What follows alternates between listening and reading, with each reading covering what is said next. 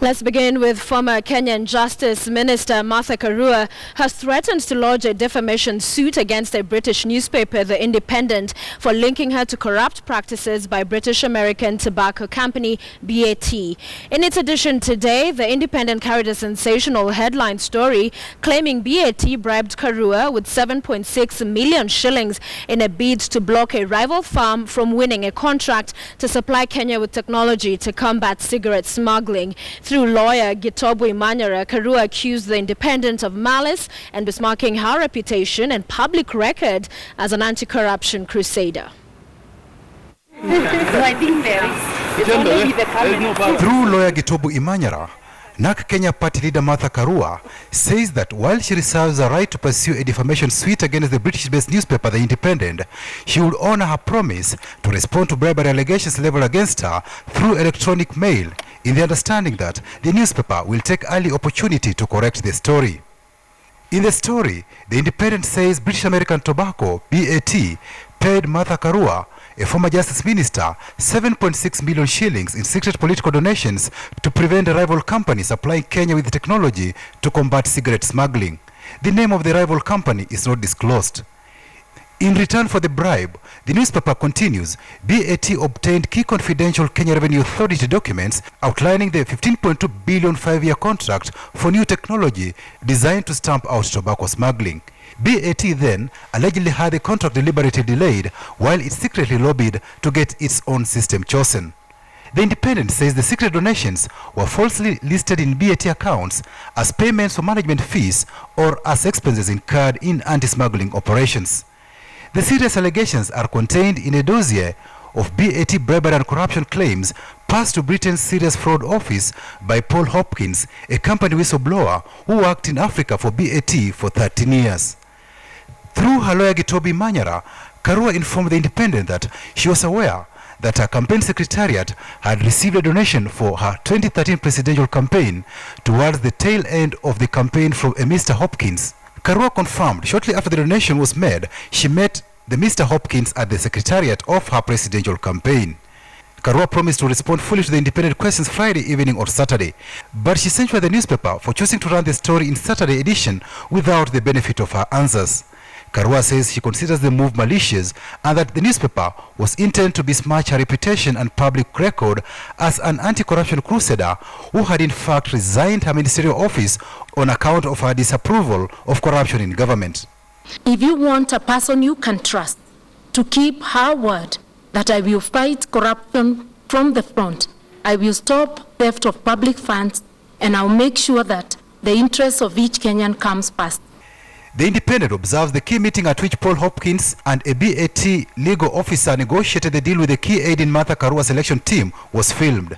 The Independent says Karua's aide is now a member of the governing board of the Kenyan Tax Authority. The newspaper adds that lawyers to Karua's aide confirmed she had attended the meeting but claimed she did not know they were BAT employees. The aide says she was not aware of any donations BAT may have made. Jubilee National Assembly Majority Leader reacted thus to the allegations against Karua. Leo tumeambiwa Martha Karua pia alikula kwa ile serikali ya mkate nusu ya Raila na Kibaki. And we are telling Martha Karua, you have accused Uhuru and everybody of corruption. Your time has come. You must take responsibility. Early this month, a BBC investigation named Bungoma Senator and CODCO Principal Moses Wetangula into a bribery scandal involving British American Tobacco BAT. BBC Panorama claimed then BAT lobbyist Julie Adele Owino in July 2012 requested BAT to purchase business class plane ticket to London for Kenya's former Minister for Trade Moses Wetangula.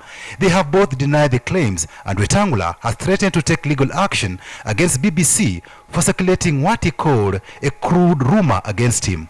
Patrick Amimo, KTN News. And that's a story we'll definitely continue tracking for you here on KTN.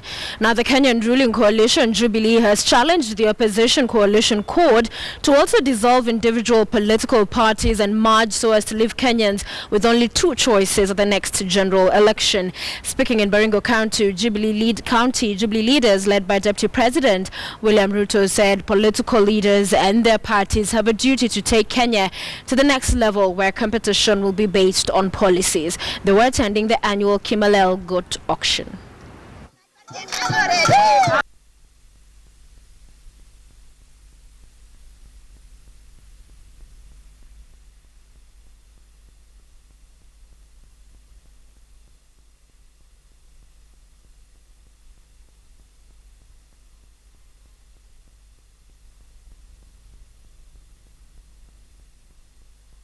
Kama kwa kweli tunaamini kwa umoja wa Kenya, na kama hatuna haja na mambo ya ukabila, na hatuna haja na biashara ya mgawanyiko, lazima tuweke siasa ya Kenya katika barabara ya kuunganisha. Na ndio mnaona 2013 tuliunda hii serikali ya Jubilee kwa kutumia muungano. Tuliunganisha TNA na URP na UDF na New Fort Kenya na BAS na chama ingine, ndio ikakuwa serikali ya Jubilee. 2017 kwa mapenzi ya Mungu na kwa kura yenu na usaidizi yenu na maombi yenu, tunataka kuunganisha hii chama yote iwe chama moja ya Jubilee.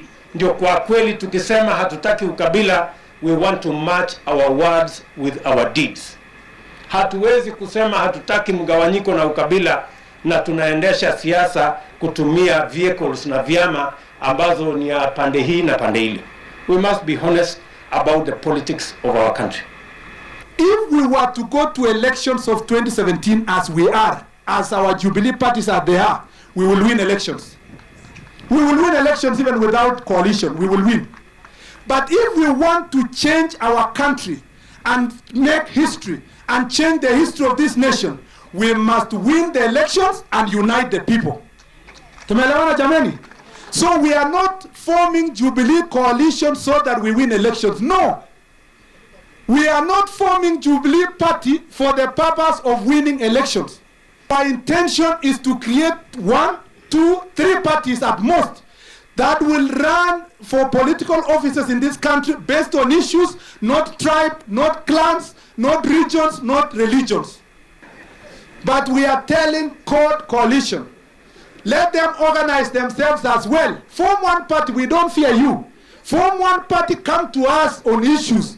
Let us form also one party. We have 2 strong parties, or 3 at most, that will compete around issues, so that we can be able to unite this country. We forget about tribalism or sectarianism that is going to divide this nation.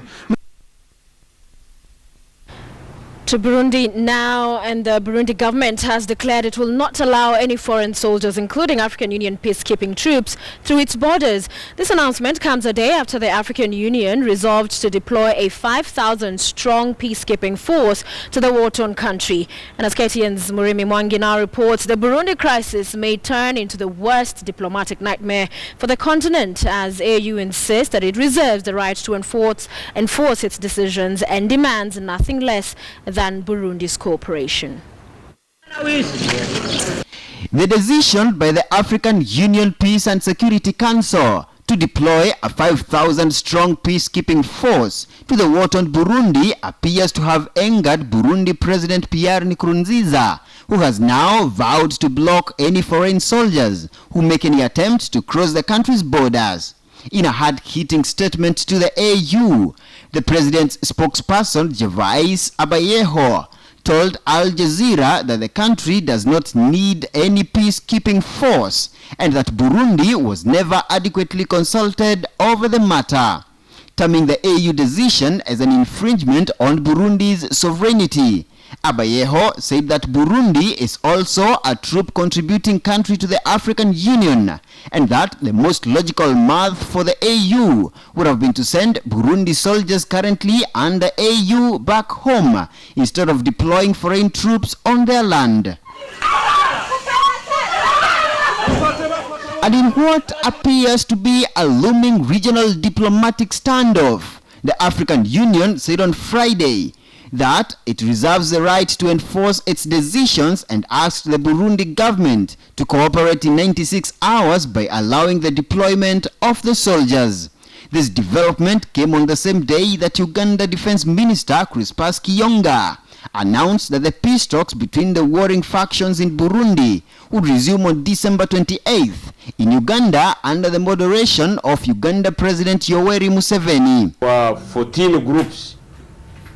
14 groups that His Excellency President Museveni met, and I subsequently also met in the dialogue in Bujumbura.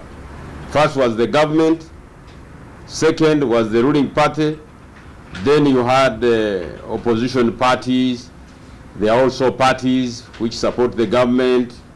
It was civil society, the representatives of the business community.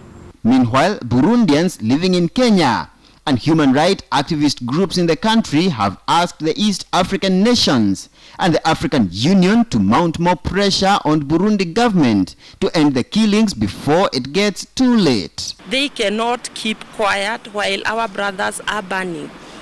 Please, Nkurunziza, wherever you are, listen to Burundians.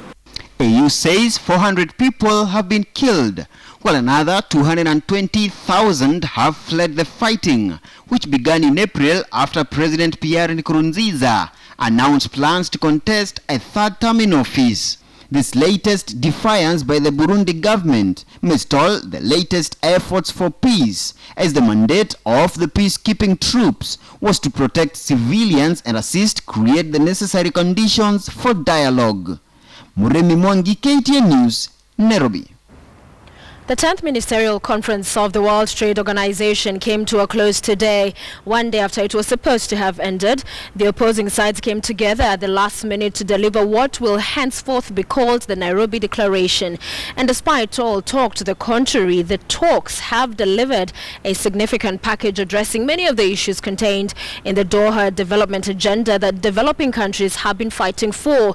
Among these issues are elimination of export subsidies, enhancement of rules of origin for developing countries, and agricultural subsidies, particularly targeting cotton.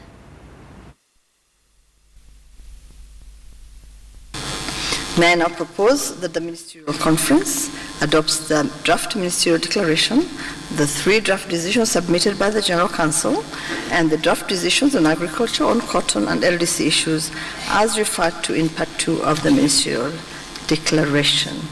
It is so agreed. Congratulations on the Nairobi package. 2 years ago in Bali, we did something that the WTO had never done before. We delivered major multilaterally agreed outcomes. It took 18 years. It took a lot of hard work. It took flexibility, creativity, political will. This week, here in Nairobi, we saw those same qualities at work. And today, once again, we delivered. The decision you have taken today on export competition is truly historic. It is the WTO's most significant outcome in agriculture. The elimination of agricultural subsidies, export subsidies, is particularly significant. WTO members, especially developing countries, have consistently demanded attention to this issue, demanded action due to the enormous distorting potential of these subsidies for domestic production and trade. In fact, this task has been outstanding since exporting subsidies were banned for industrial goods more than 50 years ago. Today's decision tackles the issue once and for all. It removes the distortions that these subsidies cause in agricultural markets, thereby helping to level the playing field for the benefit of farmers and exporters in developed and least developed countries. This decision will help to limit similar distorting effects associated with export credits and state trading enterprises. And it will provide a better framework for international food aid, maintaining this essential lifeline while ensuring that it doesn't displace domestic producers. You have also taken important steps today to improve food security through decisions on public stock holding and towards a special safeguard mechanism. In Nairobi, we have been able to achieve truly remarkable results, and this cannot be overstated. We have agreed on a package of outcomes that will have a positive impact on developing countries, and in particular, the RDCs, as was our common aspiration. We have adopted outcomes which also embodies historic progress in agriculture in areas that represent deeply important aspiration of many members, and which will establish the path for agricultural reform, as well as on securing food for the most disadvantaged. And we have been able to agree on a ministerial declaration which reaffirms the centrality of the WTO in the international trade scenario, which highlights its fundamental contributions to economic stability in the past 20 years, and which sketches the path forward for its future work. A declaration which reaffirms clearly the commitment to continue to work on the outstanding issues in the negotiations, including in the core areas that are fundamentally important for so many of us. You're watching KTN Weekend Prime, and we're glad you're with us. If you can, please do continue to stay with us, because after this few short messages, I will be updating you on the situation in Rwanda, on their referendum, and of course, much more in sports as well. Stay with us. Good evening and welcome back to KTN Weekend Prime. Let's go to Rwanda now, and Rwandans, as they await the official results of the referendum ballot that took place Thursday and Friday, all signs point to the referendum sailing through. This is after the National Electoral Commission announced that 98.3% of the voters were in favor of constitutional amendments that allow President Paul Kagame to seek another term in office. Provisional results released by the Rwandan Electoral Commission on Saturday have revealed that Rwandans voted overwhelmingly in support of the referendum. This means that Rwandans both in diaspora and at home are for proposed changes to, among others, Section 101 that concerns the extension of presidential terms. While President Kagame has not announced whether or not he will vie for the presidency yet, the said amendments could see him rule the country till 2034 if he indeed chooses to run for presidency in 2017 and get re-elected by the people of Rwanda. Kagame has, however, not revealed much about his political ambitions, rather opting to reference to the democratic liberties of the Rwandese people. I did not apply for this. You go and ask the Rwandans why they got involved in this. The critics say you want to be president for life, and they say that will be a disaster for Rwanda's future and stability. I don't want. What is happening is people's choice. President Kagame was elected back in 2000, but had been ruling Rwanda effectively since his rebel forces took over Kigali in 1994, ending the genocide. This president came, single-handedly, supported by Rwandese, picked pieces after genocide, put together our people who are deeply divided. Kagame patched Rwanda up and has held the once torn-up country together since then. Perhaps the reason why Rwandans want him to stay in leadership. There is some articles which we need to review so that our president will be able to participate in next election. The National Electoral Commission Chairman Kalisa Mbanda told a news conference after Friday's vote that 98.3% of voting Rwandans accepted the constitution as amended in 2015. The number of those who voted in favor of the changes was 6.16 million. The commission released some partial results late on Friday, and final results are expected on Monday. Mbanda also rubbished a claim by a local European Union delegation that there was no independent monitoring of the exercise. Trix Ingado, KTN News, Nairobi. The Kenya Union of Post-Primary Education Teachers, KUPPET, has held its annual delegates conference as teachers continue their fight to get the 50 to 60% pay increment they lost at the Court of Appeal. KTN's Robert Wanyonyi covered the event in Bungoma and filed this report. The National Convention Delegates Conference of the Kenya Union of Post-Primary Education Teachers Union, KUPPET, that has been held here in Bungoma, whereby the teachers have resolved that they want to gather 1 million signatures to send the TSC commissioners home. We are going to ensure that within a short while we formulate, we engage our members, we collect 1 million signatures, we give it to the parliamentarians and ensure that these commissioners are sent packing. They have outlived their usefulness. Katiba yenyewe inatuelekeza vile tunavyoweza kuvujilia mbali tume kama hiyo ya Teacher Service Commission. Na Teacher Service Commission ni tume ambayo iliundwa haswa na walimu kutetea maslahi ya walimu, lakini kwa saa hizi vile inavyoendelea ni kama hawadhibiti kufuatilia uongozi huu ambao walipewa. Kwa hivyo sisi kazi yetu kama walimu itakuwa ni kuchangia sahihi 1,000,000. Baadaye tutaweza kuongea na members of parliament ili waweze kuchukulia hapo na kufuatilia ili tutoe uongozi, na hata commission yote kama haitaweza kufanya kazi ya walimu vile tulivyotaka wafanye. As to how they have to do that, because they need a legal backing plus a parliamentary support, KUPPET Secretary General Akelo Misori and Chairman Amboko Milemba have said that they are negotiating with their counterparts in NAT to ensure that this is done. And on this issue, we are not talking at cross purpose. What we know is that our colleagues at KNUT are thinking in the same fashion with us. The officials have reiterated that they have held 47 meetings, including the one that they had with the President Uhuru Kenyatta in State House, whereby it was resolved that they have a meeting to sign a CBA within 30 days, all of which they say it has come to nil. The date 6th November will remain a very bad date in my life. It remains a very bad date in my life because I saw total confusion in our resolve to liberate teachers.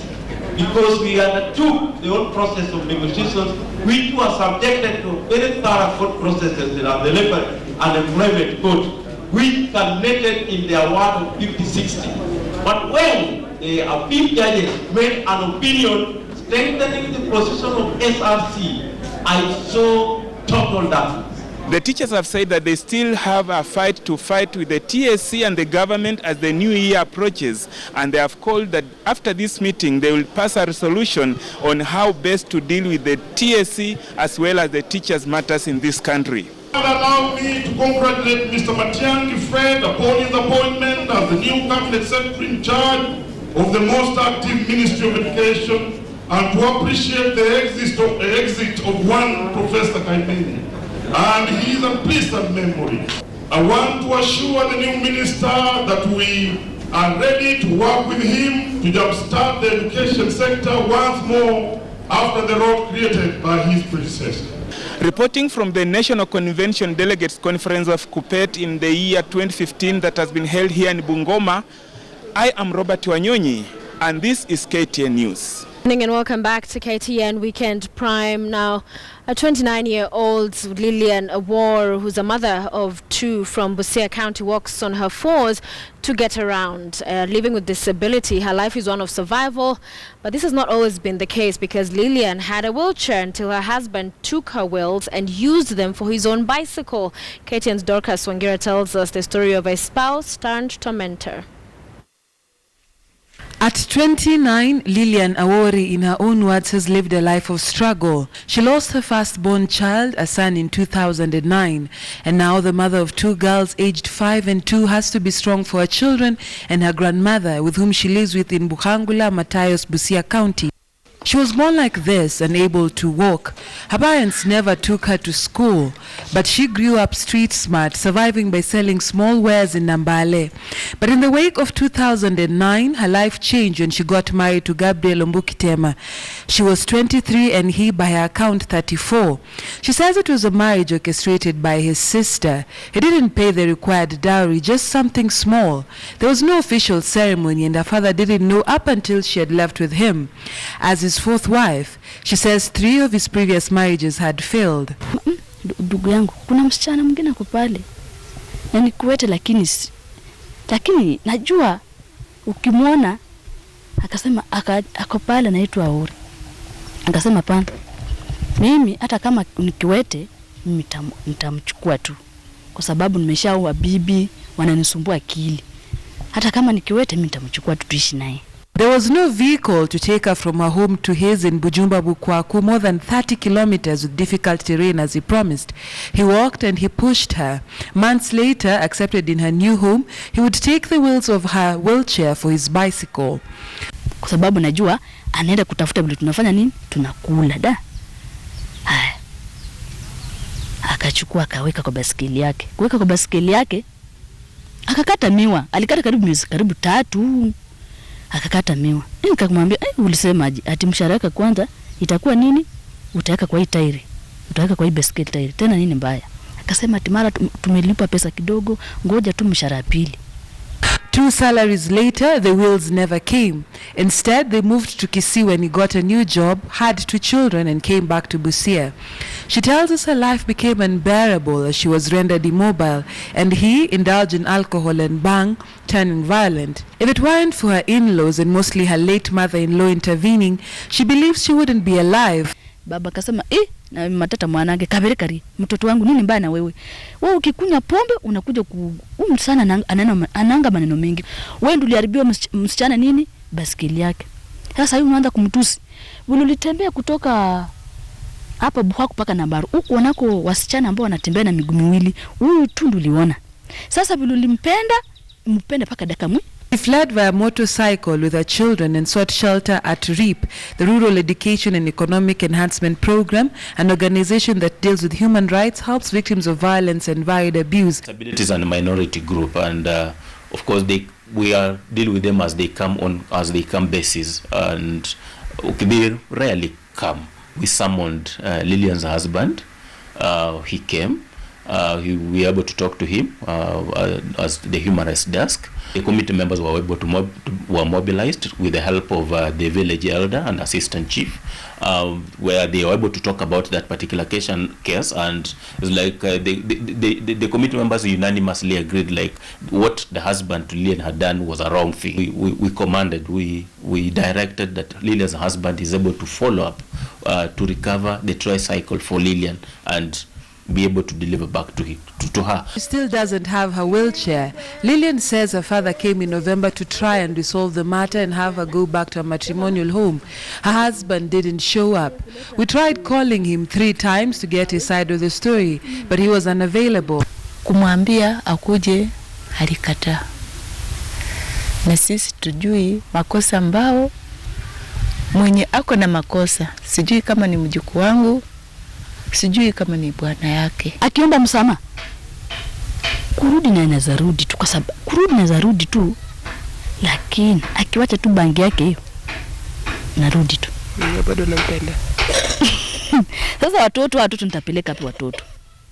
She later tells us that he bought second-hand wheels for a wheelchair. At the time, she couldn't afford to go and get it. Now, she doesn't even know whether it's still there or not. Dorcas Wangera, KTN News, Busia County. Talented kids from Syokimau Football Academy got the chance to receive training from coach Dan Wright, who is the academy coach of Brentford FC, which is in the second-tier league in England. Dan Wright, who has been in the country for 1 week, was impressed by the kids' talent and added that Kenya has a bright future in football but should put up more structures to tap and nurture such talents. The academy, which started in 2010, is coached by former Harambee Star striker Maurice Sunguti, who also played for Tusker FC, Leopards, Friska Viljo of Sweden, and Tanzania's Younger FC. The academy has more than 30 children who are divided into 3 categories ranging from 8 to 18 years old. The academy structure in England is a million miles away from this, you know. At Brentford we have boys that go to the school, and the football club is at the school, so we have an indoor training facility. We have 10 outfield pitches, and the boys is a real pathway from when they come in at under 6 or under 7 all the way through to 18s, 21s and first team. So I think that's the biggest challenge, with the facilities and the infrastructure to get them from here, this age group, all the way through to professional. We have a long-term project with this academy. Like I said, right now we have a kid who is going to Form 1 now.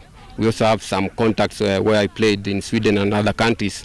When a kid finishes Form 4 and is really talented in football, we have some clubs that will talk to them and maybe can go there and try his luck. It was a nice experience to be trained by a coach from another country, and I am happy. Yeah.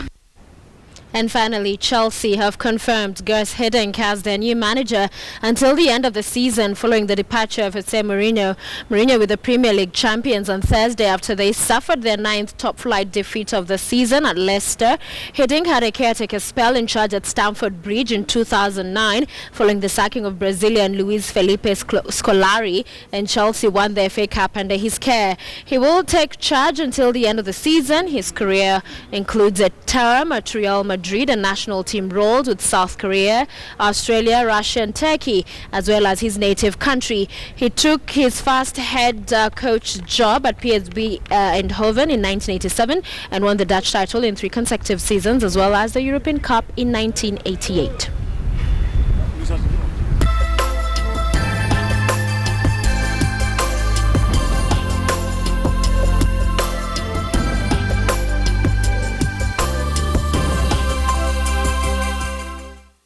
Then let's teach these mosquitoes a lesson, because Mama has Mortein Doom, which makes mosquitoes go away and not come back the whole night. So you get a peaceful night's sleep all night long. Mortein Doom. A peaceful night is a Mortein Doom night. And it's a wrap for KTN Weekend Prime. On behalf of the entire team that made this bulletin possible, we thank you for joining us. I'm Sophia Wanuna. Have a good night and enjoy the rest of your weekend.